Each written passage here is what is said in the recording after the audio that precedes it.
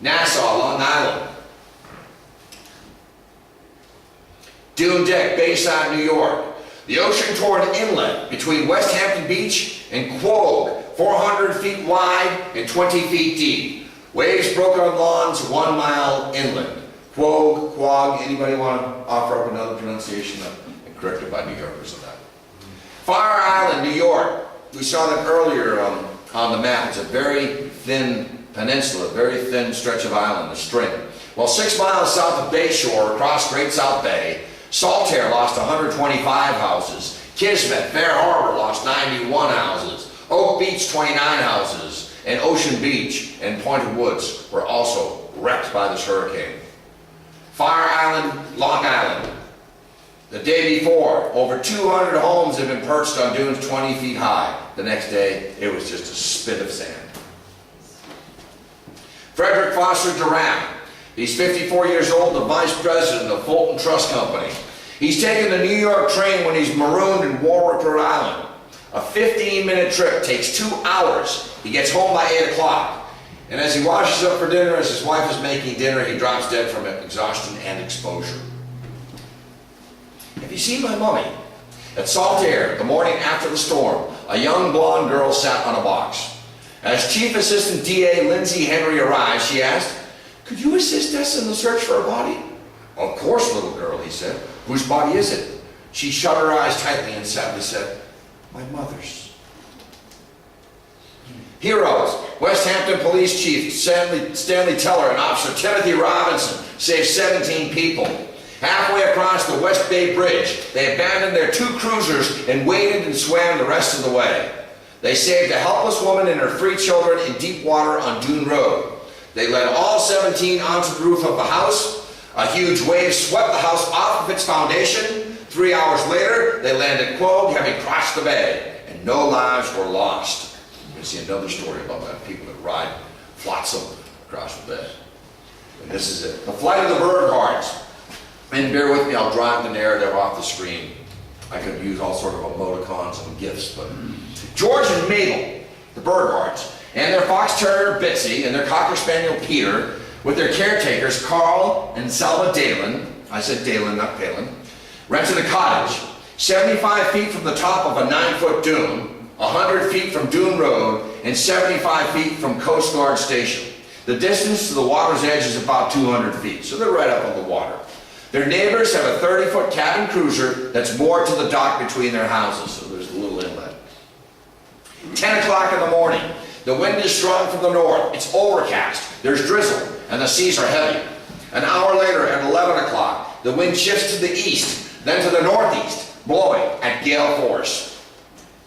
Then Dalen reports, this is the servant, that water is bubbling through the concrete floor of the garage. They thought at first it was salt, it was fresh water from the bay, but then they tasted it. It was salt water. Mabel goes upstairs and puts on her swimsuit. Noontime. The neighbor's boat is drifting. Burghardt calls Chief Boatswain's mate James Ketchum at Mauritius Coast Guard Station 3 miles to the west of their location. And what's Ketchum say? "I'll be right down." 1 p.m. Radio station WESF with a news bulletin. "We interrupt this broadcast to tell you that the West Indies hurricane is in the mid-Atlantic." It's right on top of it. Electric power at this point is still on. At 1:30 p.m., a friend of theirs, of the Burghardts, Bill Ottman, calls and says that his garage has just been blown out into the bay. 2 o'clock, 90-mile-per-hour winds are shifting to the east. The water is now 2 feet deep in the garage. Mabel is sewing in the sunroom with her back to the bay windows. Mrs. Dalen suggests that she change her seat. Just as she does, the window blows out with glass shards spread everywhere. Half hour later, 2:30 p.m., the wind and the rain intensifies, and then their bathhouse is swept away. No toilet. 3 p.m., Burghardt tells Dalen to pack up the clothes and move to the 3rd floor. At 3:10 p.m., a wave breaks through the back door and sweeps Dalen off of his feet. At 3:30 p.m., John Avery, a Coast Guard man, comes across the meadow. "Let's get moving quick, people. No time to lose. Let's get out of here." High tide was due at 6:10 p.m. Burghardt stuffs his tennis tickets for the match at Forest Hills the following day to his pocket. 4 o'clock. Mabel Burghardt picks up Peter, and George picks up Betsy, and they got their dogs. The Dalens, who are much older, are now dilly-dallying. The wind is now up over 100 miles per hour, and there's a half-mile walk that they have to make to the bridge across the bay. Mrs. Dalen is being nearly dragged by Avery. Meanwhile, old Carl clings to a fence post back on the driveway as the group moves down the road. Can you imagine not having to leave your spouse behind? Carl then sits down, and imagine trying to walk in that and blowing in your face. That'll exhaust anybody in the most fittest condition. He can't make it through this wind coming directly at him. So he sits down on the fence, exhausted, with his head down. Now he's lagging 75 feet behind the party. And he can't hear their call due to the wind. Mrs. Dalen is hysterical for her husband. The wind suddenly shifts to the southeast at 110 miles per hour. 50-foot breakers roar over the dunes. Flotsam drifts by in the raging sea torrents. And there's a boat tied to the dock, and they move toward it. 4:15 p.m. With a sickening crash, the Coast Guard station hits the bay and smashes to pieces. Just then, the line snaps in the boat. Their only salvation is dragged out to sea. Electrical wires hit the ocean in puddles, so electrocution is a distinct possibility. Mrs. Dalen now is trailing the group. She's now 50 feet behind, refusing to move as she calls for her husband, who's now 125 feet behind the group. The Burghardts, with their dogs under their arms, go out in a broken dock, and they lie down, hoping to ride it like a surfboard. Just then, a large flat piece of wooden siding comes by, and Mabel, George, the dogs, and Coast Guardsman Avery climb onto it.